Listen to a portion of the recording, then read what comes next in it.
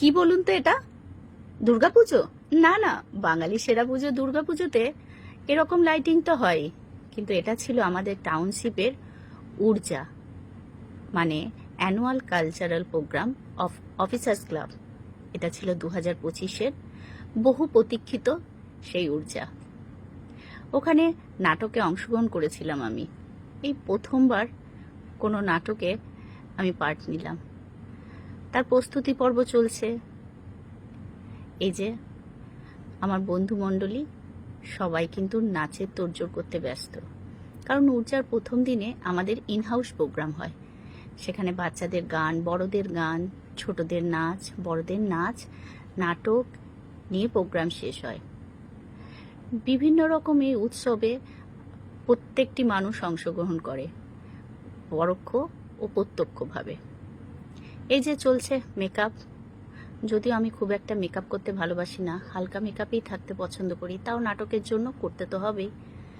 ইনি ছিলেন আমাদের নাটকের সৌদামিনী। বাস দেখতে দেখতে সেই সন্ধ্যা সময়টা এগিয়ে এলো, যখন আমাদের উদ্বোধন শুরু হলো। সবাই ছুটে এলাম উদ্বোধন দেখতে। আশেপাশে চলছে ফটো সেশন শিব আর কালীর সাথে।